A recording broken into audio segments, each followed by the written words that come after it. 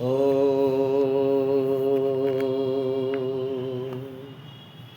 आज हम पढ़ेंगे आयुर्वेद में अरुचि अरोचक का निदान एवं उसकी चिकित्सा।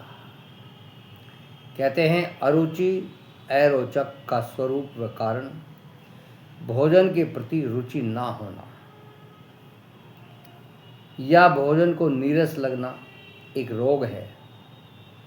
इसे आयुर्वेदीय ग्रंथों में अरुचि और अरोचक नाम से निरूपित किया है। इसका स्वरूप इस प्रकार बताया गया है कि प्रक्षिप्तम तु मुखे चान्नम यत्र न स्वादते नरः अरोचकः सेविज्येय। अर्थात मुख में डाला अन्न यदि स्वादिष्ट नहीं लगता तो अरोचक रोग जानना चाहिए। अरोचक का प्रसंग चरक संहिता चिकित्सा संस्थान अध्याय 8 श्लोक 60 और 61 में पहले तो राज्य अक्षमा टीबी के उपद्रव के रूप में आया है। इसके अतिरिक्त आगे चिकित्सा स्थान अध्याय 26 श्लोक 12, 124 और 126 में अलग से अरोचक का निदान प्रस्तुत किया है तथा इसी अध्याय में आगे श्लोक 215 से 220 तक इसकी चिकित्सा का वर्णन किया गया है। इससे स्पष्ट है कि किसी मुख्य रोग के उपद्रव के रूप में भी माना जाता है।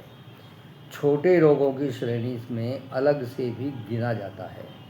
अरोचक वात पित्त व कफ के असंतुलन से मानसिक क्षोभ से होता है, जैसा कि चरक संहिता में कहा है।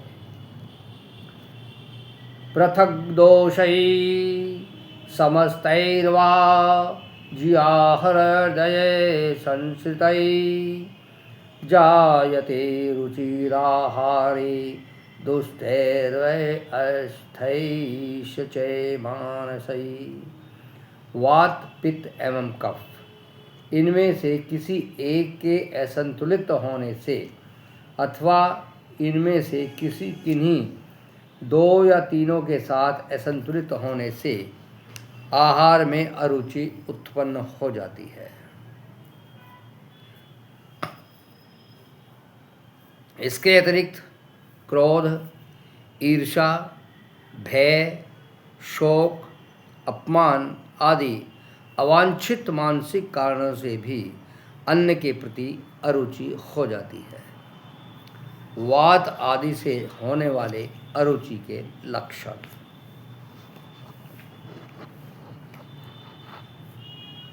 कषाय तिक्त और मधुरैर्विद्यान् मुखरसैक्रमात् वाताद्यैररुचिं जातां मानसीं दोषदर्शनात्।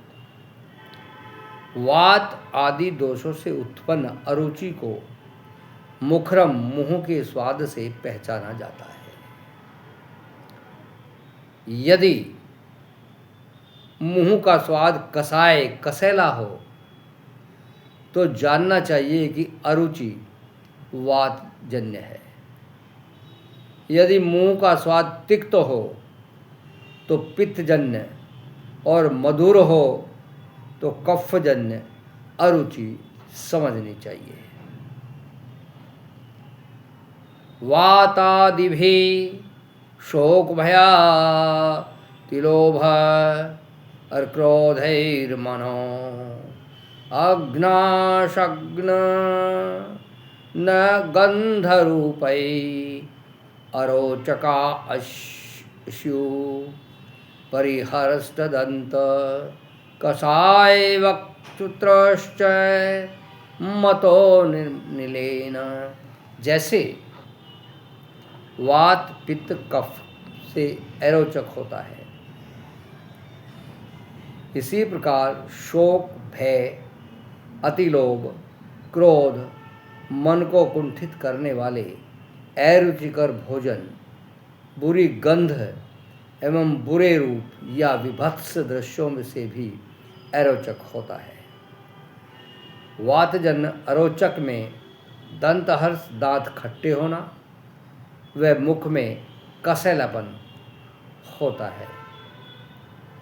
आगे फिर बताते हैं कि कट्टवम्ल मुषणम विरसम च पुति पित्तेन विद्या अलवणम च वक्त्रम माधुर्ये पैच्छिल्य गुरुत्व शैल्य अर्विबद्ध संब अध्ययुतम कफेन।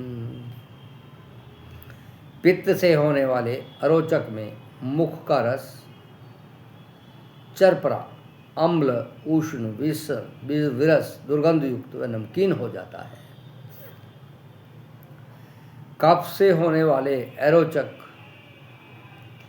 से माधुर्य, पैच्छिल्य, चिपचिपापन, गुरुत्व, शैल आदि से युक्त मुख रस हो जाता है। ऐरोचके शोक भयातिलोभ अर्क्रोधा अद्यदा शुचि गंधजे स्यात् स्वाभाविक चास्य मथा रुचिष चैत्रिदोषजे नैकृस भवेत। अरुचि हो जाती ये शोक, भय, अतिलोभ, क्रोध और अपवित्रतापूर्ण गंध से उत्पन्न अरोचक में यद्यपि मुखरस स्वाभाविक ही रहता है, तथापि अन्न के प्रति अरुचि हो जाती है। जो अरोचक एक साथ तीनों दोषों की विकृति से होता है, उसे मुख का रस भी अनेक प्रकार का हो जाता है। अरोचक अरुचि की चिकित्सा। आयुर्वेद में अरोचक अरुचि की चिकित्सा निम्न प्रकार बताई गई है। अरुचौ कवलग्राह धूमः अरसमुख धावना मनोज्यमन्न पानम च हर्षना श्वाननानि च। अरुचि और कवल ग्रह औषधीय द्रव्यों का कुल्ला, औषधीय धूम्रपान व मुख शोधन द्रव्यों का प्रयोग करना चाहिए। इसके अतिरिक्त रुचिकर व स्वादिष्ट अन्न का सेवन करना चाहिए तथा मन को प्रसन्न व आश्वस्त करने वाले व्यवहारिक उपाय भी हमें अपनाने चाहिए।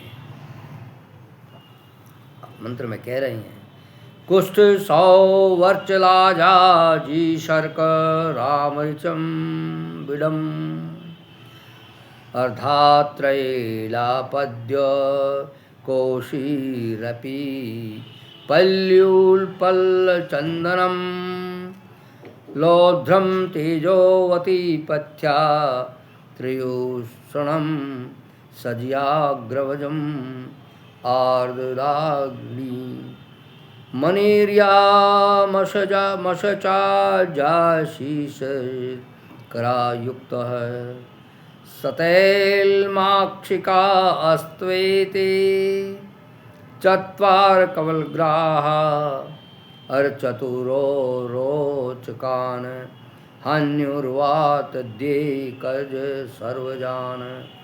कहते हैं कुष्ठ, सोचर नमक, जीरा, शर्करा, काली मिर्च, विडलवन, बिरिया नमक, इनका तेल व मधु के साथ लिया गया कवल ग्रह कुल्ला वातजन्य अरोचक को नष्ट करता है। आंवला, इलायची, पद्यक, उशीर, खस, पीपली, नीलकमल व चंदन इनका तेल एवं मधु के साथ लिया गया कवल ग्रह पित्तजन्य अरोचक को नष्ट करता है।